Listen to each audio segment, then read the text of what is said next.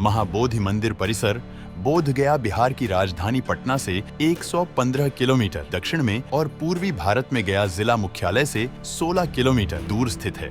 यह भगवान बुद्ध के जीवन और विशेष रूप से ज्ञान प्राप्ति से संबंधित 4 पवित्र स्थलों में से एक है।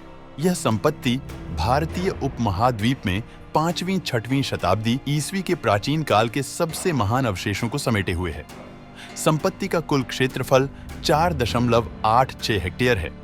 महाबोधि मंदिर परिसर सम्राट अशोक द्वारा 3री शताब्दी ईसा पूर्व में निर्मित पहला मंदिर है और वर्तमान मंदिर 5वीं-6वीं शताब्दी का है।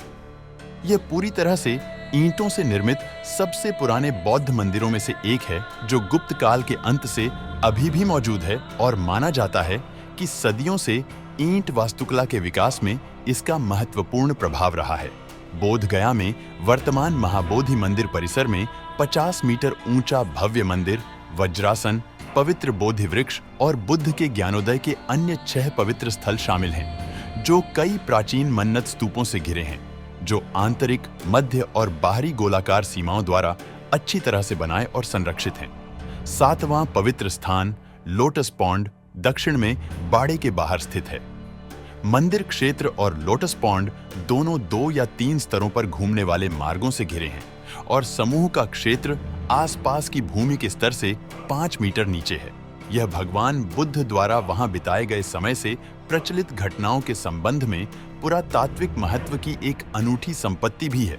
साथ ही साथ विकसित हो रही पूजा का दस्तावेजीकरण भी करता है, खासकर 3री शताब्दी के बाद से, जब सम्राट अशोक ने पहला मंदिर, रेलिंग और स्मारक स्तंभ बनवाया और सदियों से विदेशी राजाओं द्वारा अभयारण्यों और मठों के निर्माण के साथ प्राचीन शहर का विकास हुआ।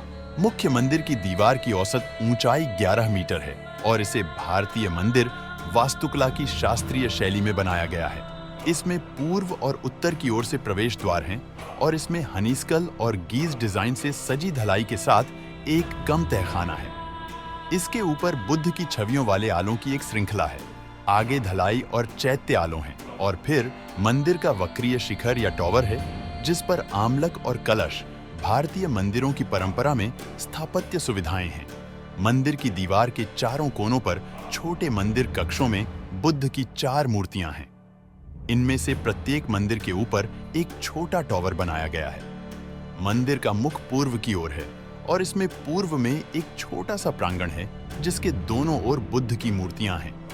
एक द्वार एक छोटे से हॉल में जाता है, जिसके आगे गर्भगृह है, जिसमें बैठे हुए बुद्ध की एक सोने की परत वाली मूर्ति है, जो 5 फीट से अधिक ऊंची है, जो अपने प्राप्त ज्ञान के साक्षी के रूप में मिट्टी को लिए हुए है। गर्भगृह के ऊपर एक मुख्य हॉल है, जिसमें बुद्ध की मूर्ति वाला एक मंदिर है, जहां वरिष्ठ भिक्षु ध्यान करने के लिए एकत्रित होते हैं। पूर्व से सीढ़ियों की एक उड़ान मुख्य मंदिर और आसपास के क्षेत्र में एक लंबे केंद्रीय मार्ग से नीचे जाती है। इस मार्ग के साथ साथ बुद्ध के ज्ञानोदय के तुरंत बाद की घटनाओं से चर्चित महत्वपूर्ण स्थान है। साथ ही मन्नत स्तूप और मंदिर भी हैं।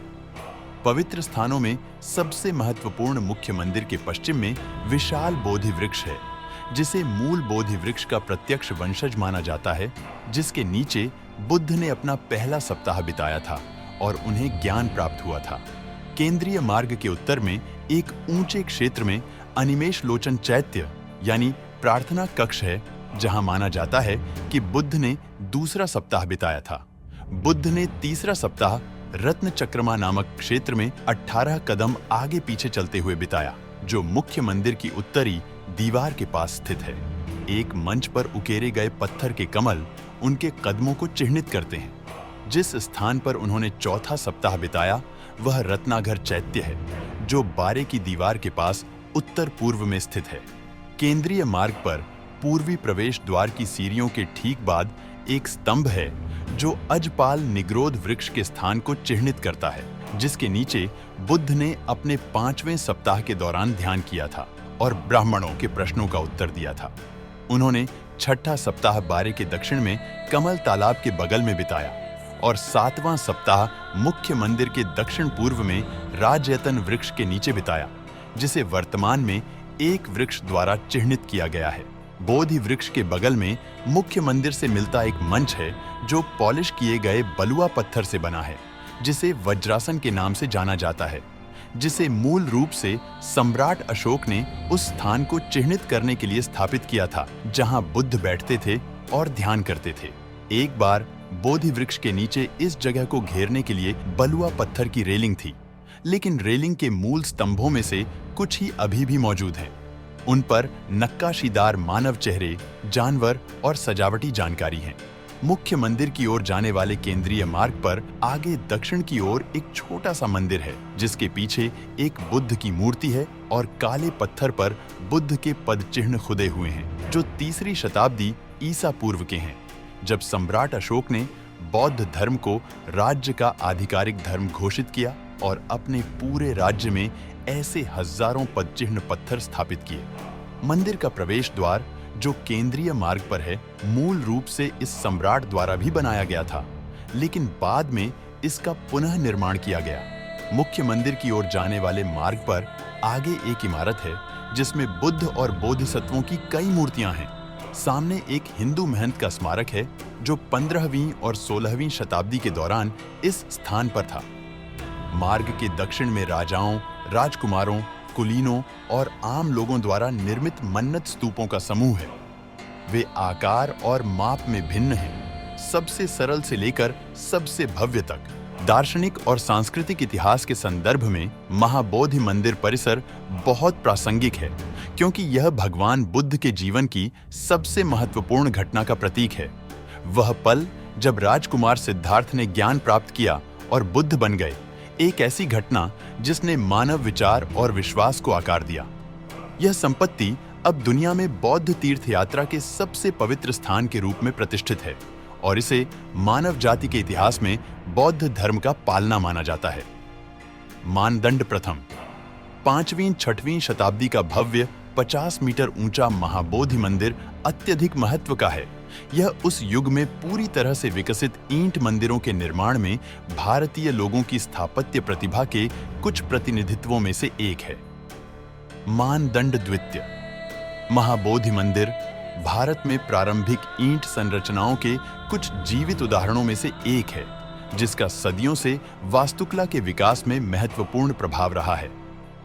मानदंड तृतीय, महाबोधि मंदिर का स्थल बुद्ध के जीवन और उसके बाद की पूजा से मिली घटनाओं के लिए असाधारण रिकॉर्ड प्रदान करता है, खासकर जब से सम्राट अशोक ने पहला मंदिर, बालुस्ट्रेड और स्मारक स्तंभ का निर्माण किया था।